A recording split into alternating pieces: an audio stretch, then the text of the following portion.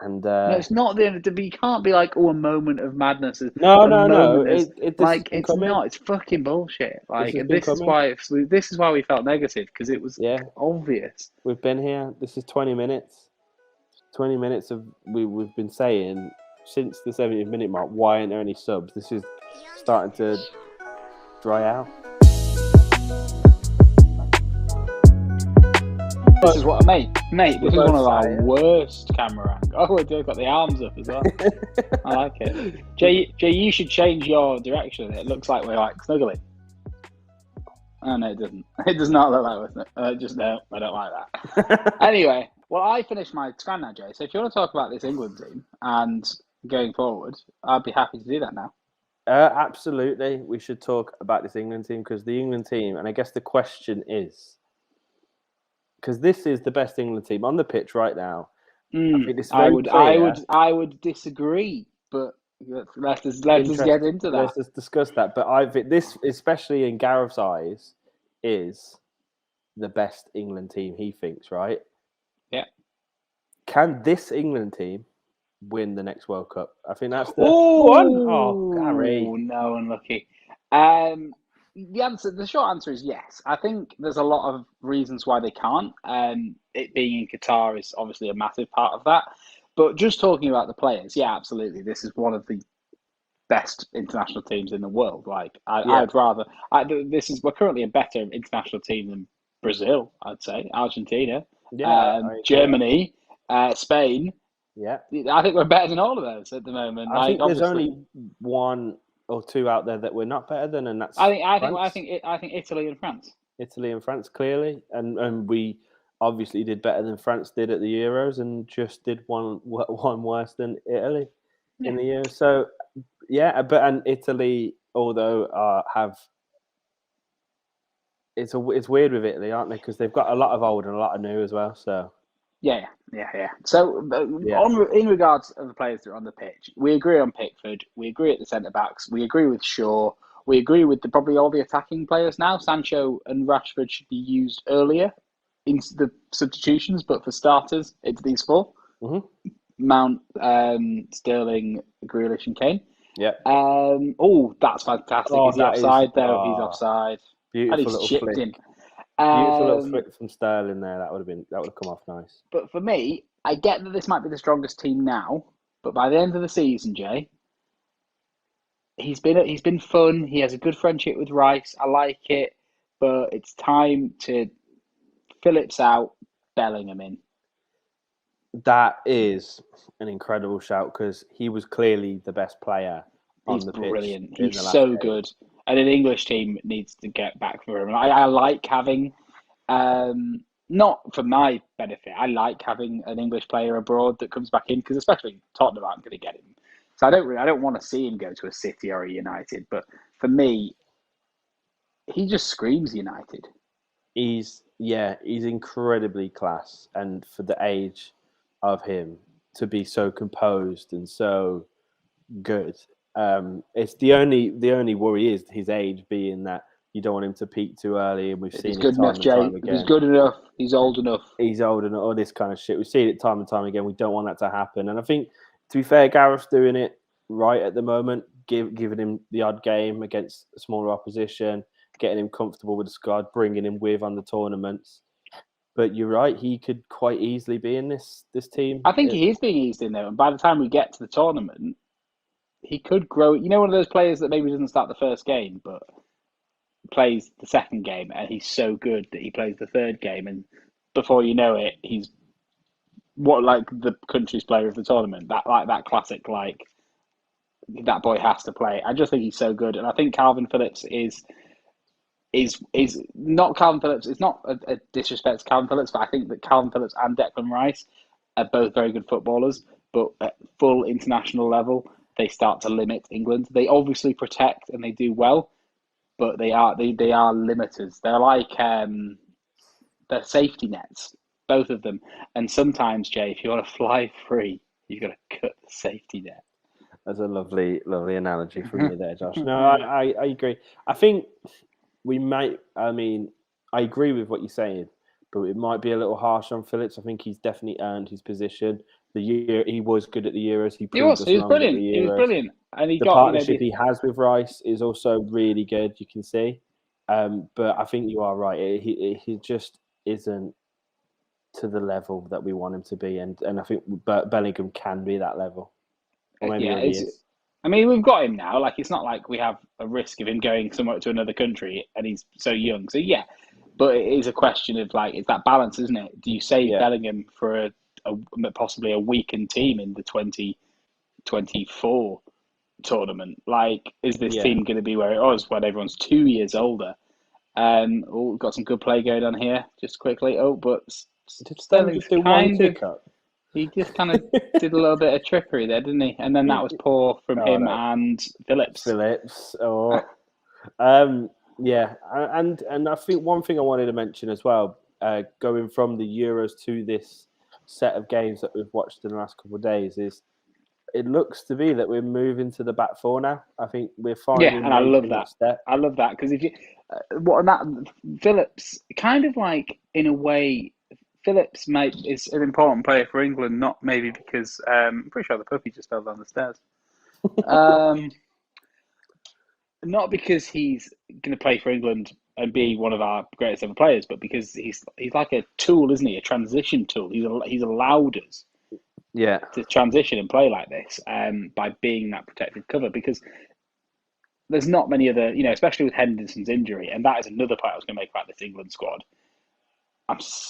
I don't know if this is harsh, but I'm so glad to see a Henderson-less England and not have this weird reliance on a footballer that has achieved a lot in a very, very unique Liverpool system. But when he comes out of that Liverpool system, he's not up to it. Yeah, you're right. And I think Gareth has done that really well. I think Gareth deserves a lot of credit. He gets a lot of hate, but he gets a lot of love when the tournament's around. But when there's not a tournament around, he gets a lot of hate. And I think he's done a lot of things right. Not playing Henderson at the moment, and not, getting fresh people in like Grealish, getting like the likes of Saka and Sancho, all these players in. Like, I think he's done a lot of good for the team in that respect. Grealish giving it a bit of stick there. I love it. Love that. And just on the defensive point as well, like our best asset has been our defence in the recent times.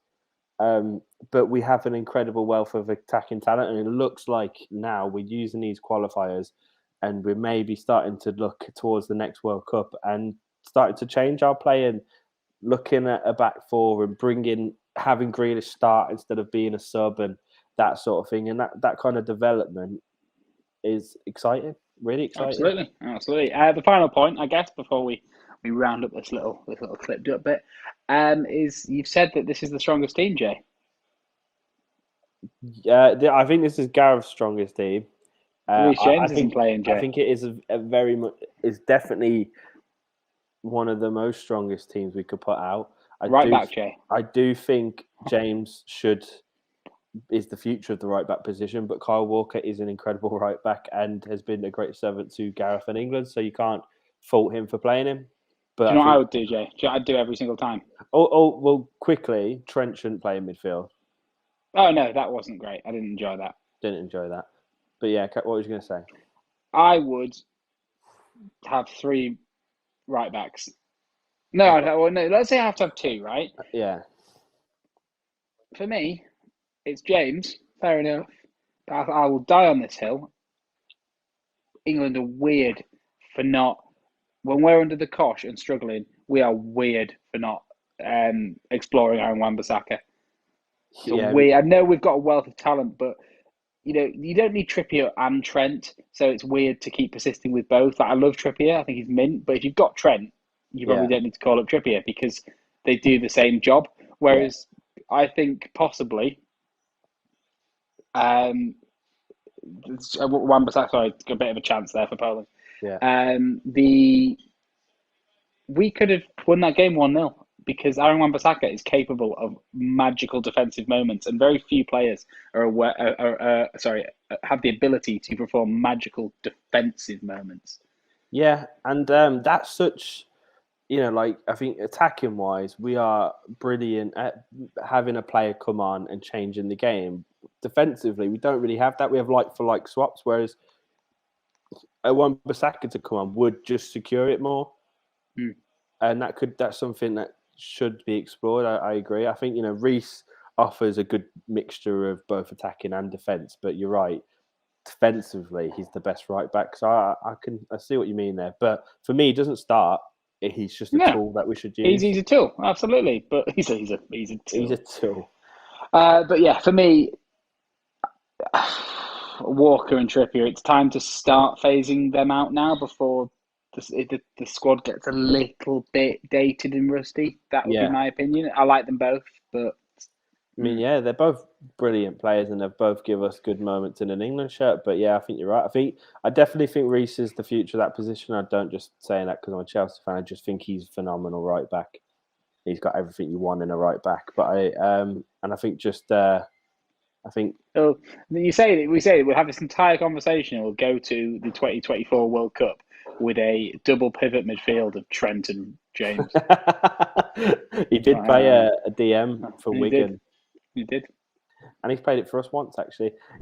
Yeah, this game's starting to slip. For me, he's just played quite a nice pass there, but Grealish is starting to... That fire that he plays with is starting to turn into pure frustration. Yeah. And he probably needs to go now. I think it hasn't happened for him. And a player like Saka or... so what's his name? Jay Lings. Sorry, there's some noises going on outside the flat. Can you hear that? That wasn't my dog. Oh my God! And no way, Harry Kane, and that's why. That is why Harry Kane stays on the pitch because he's the best. He's the best English player by a long shot. What a hit that was! I mean, that doesn't even take away from what I'm saying because that is a goal that shouldn't happen. The XG on that must be so low. Like that's not Harry Kane. That's not England. Oh, I don't know what I'm trying to say. That was fantastic. Look at the whip on that. Look at the keeper. Maybe Chesney is unsighted, but also he's dog shit. But there's a lot of whip on that. Yeah, no, it's literally going left and then just curves right, and it is bottom right, and then that's incredible. And now we'll just quickly round up what we've just seen because it doesn't matter. We're still top of the group. We're still gonna finish top of the group as usual. But it's just signs. It's just bad signs. It's a knock to the morale that you don't need. It's stupid not to make a sub. There's players you've dragged out from players that could probably do with a rest with the current situation of football. Like how many games are people playing, and you've dragged them out. Especially this coming month with September and the Christmas period being so hectic. And if you're Lingard and if you scored 2 goals last week, and let's be honest, he could have had 3 or 4. He was brilliant. I mean, it's Andorra, but if you're sat on this bench and after that result, you're Lingard and you're Saka and you're Bellingham, you're sat there and you're going, what the fuck? Yeah, well, I think, okay, that's it. Thanks for watching, everyone. That was a clip. This is a live stream. We do live streams now, so subscribe. We did live streams before, but we're back. We're back to doing live streams.